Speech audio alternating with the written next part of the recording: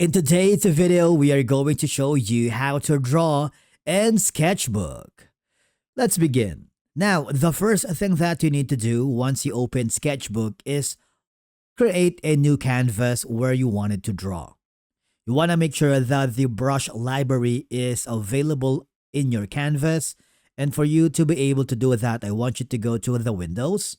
You want to make sure that the brush library is checked so that you can choose from different brush sizes and stroke. Now, you have different options here. You can pick a brush, for example, basic. Maybe you can choose this one. It's up to you. Flow airbrush, technical pen, chalk pastel, and you can choose from different options here. Of course, you also have the option to go for the classic, a marker. And of course, you can choose the color. For example, we're going to go to the options of a basic pencil.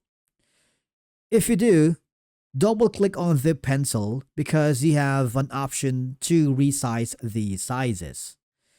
You can control how thick your lines are, and of course, the opacity. It controls how transparent or solid your strokes appear. Okay? You can, of course, it's up to you. You can choose from a standard, a marker, smudge, eraser. Basically, there's a lot that you can choose from. Okay? So once you're happy with that, all I have to do is try to draw. For example, this one. Okay? Let's gonna draw. You want to make sure that you are connected to the right layer, because if you are not on the right layer, you're not going to be able to create a drawing here. You see that? I have multiple options here. So basically, that's how you draw. Now, if you want to undo that, all I have to do is go to the image, press the undo or Control plus Z, or if you're using Mac, that's going to be Command plus Z. So we're going to revert it back.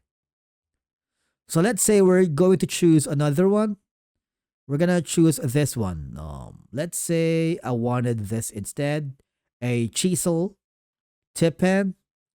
So, for example, I'm going to create a new one and let's say answer ASAP. That's going to be our YouTube channel.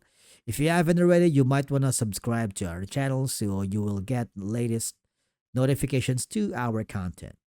Once you are happy with the drawing, okay, all I have to do now at this point is click the file and save it for different file formats. Okay, and basically that's it for today's video on how to draw in Sketchbook. Thank you so much for watching, and we will see you again in the next video.